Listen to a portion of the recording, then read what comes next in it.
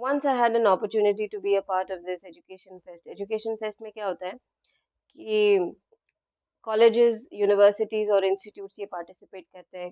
College representatives होते हैं, professors होते हैं, कभी कभी स्पॉट एडमिशन्स भी हो जाती है। तो शहर तो बहुत बड़ा नहीं था, लेकिन जिन्होंने इवेंट ऑर्गेनाइज किया था वो ब्रांड बड़ा था। तो I had some leisure time, I decided to take a walk. मैं एक स्टॉल के पास जाके खड़ी हो गई। मुझे देखना था रिप्रेजेंटेटिव किस तरीके से इंटरेक्ट कर रहे हैं, क्योंकि इंजीनियरिंग और एमबीए कॉलेजेस ज़्यादा दिख रहे थे उनके स्टॉल्स।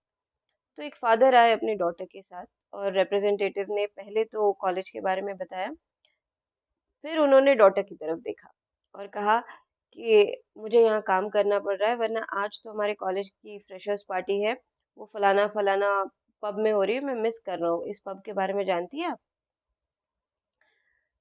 तो फादर तो एक बहुत ही सिंपल इंसान थे, उन्हें कुछ नहीं समझ आ रहा था। पर डॉटर, हर आईज पॉप्ड। तो मैं देख रही थी किस तरीके की मार्केटिंग गिमिक्स यूज कर रहे हैं। But within no time this became a trend. ठीक है, ये कॉलेजेस के फ्रेशर्स पार्टी या फेयरवेल पार्टीज ये जो है ना, ये पब्स में होस्ट होने लगी। कुछ लोगों ने ऑब्जेक्ट भी किया, कुछ सोशल एक्टिविस्ट ने। बट वही होता है, we have no right to invade the institutional boundaries. और अगर एक बार लॉ एंड ऑर्डर ने कोई एज ग्रुप डिसाइड कर दिया है, तो हम उसके परे जाके बात नहीं कर सकते। मैं अभी भी ओवरसीज एजुकेशन से रिलेटेड ही बात कर रही हूँ, सारे टॉपिक्स उसी से रिलेटेड है, वीडियोस। तो कुछ शहरों में स्टूडेंट्स का वेपन कैरी करना या अग्रेशन डेमोन्स्ट्रेट करना, ये कुछ नहीं है। ये जो कुछ वो स्क्रीन पे देख रहे हैं, ये बस उसे मिमिक करने की कोशिश कर रहे हैं, क्योंकि उनके लिए यही हीरोइज्म है। उनकी उम्र तो देखिए आप। एक तरफ स्टूडेंट्स बात कर रहे थे, इस बात की खुशी थी कि वो अपने आप को एक्सप्रेस कर सक रहे हैं। जो स्टूडेंट्स अपनी बात नहीं कह पाए, खुद को एक्सप्रेस नहीं कर पाए, उनकी क्या हालत करके रख दी। मैं यहाँ हिमाचल के एक स्टूडेंट के बारे में बात कर रही हूँ। आज वो बच्ची हमारे साथ नहीं है। तो एक तरीके से एक इनोसेंस क्रश किया जाता है बुरी तरीके से, और फिर हम ये कहते हैं कि बच्चों में अग्रेशन बढ़ रहा है, स्टूडेंट्स में। तो इनकी ग्रीवियंसेस तो हमेशा रहेंगी स्टूडेंट्स से रिलेटेड, लेकिन इस दौरान ग्रीवियंसेस थोड़ी सी अलग थी। फूड और वाटर कंटामिनेट हो रहा था अच्छे अच्छे यूनिवर्सिटीज़ और कॉलेजेस में। उन्होंने मैनेजमेंट से बात की, मैनेजमेंट ने लेट रिस्पॉन्ड किया। अब 15-20 बच्चे अगर एक साथ हॉस्पिटलाइज हो जाए और उनकी बात सुने नहीं, तो फिर वो वायलेंट हो गए। और अलग-अलग इंसिडेंसेस ये स्टूडेंट्स देख रहे थे। कुछ टीचर्स भी खुश नहीं थे, क्योंकि सिलेबस के साथ छेड़छाड़ हुई और एक एकेडमिक रिदम, जिसे मैंने भी कहा, वो डिस्टर्ब हुई। तो इन अ वे यंगस्टर्स का जो मन है वो धीरे-धीरे उठने लगा सिस्टम से, एजुकेशन सिस्टम से। अब आप इमेजिन करें, आपको रोज कोई कॉल कर रहा है, वो भी बड़े प्यार से बात कर रहे हैं और कह रहे हैं लोन ले लीजिए। आपको कंसल्टेंसीज के कॉल आते हैं, ये चीज तो मैंने खुद ने विटनेस की थी। अब आप सोशल मीडिया भी देख रहे हैं, एडवर्टीजमेंट्स भी आप देखते हैं बाहर।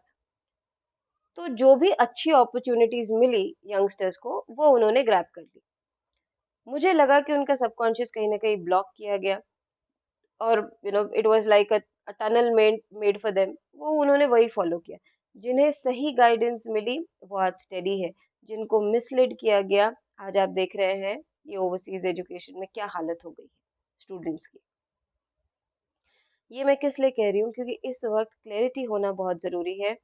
पेरेंट्स, स्टूडेंट्स और जुडिशरी तक ये बात होनी चाहिए। क्योंकि अगर कोई कहे ना कि स्टूडेंट्स ने ही ये चूज़ किया है, या मैक्सिमम इंडियन स्टूडेंट्स यही चाहते हैं कि फॉरेन यूनिवर्सिटी में पढ़े, तो ये बात गलत होगी। नहीं, धीरे-धीरे सर्कमस्टेंसेस बनी और तब जाके ये चीज़ हुई। तो स्टूडेंट्स को पूरा दोष मत दीजिए यहाँ।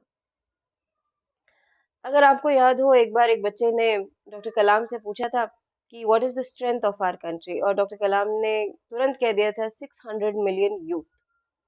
तो मैं ये चीज़ बहुत डिस्टेंस से देख रही थी। अब ये मेरा पर्सनल ओपिनियन है।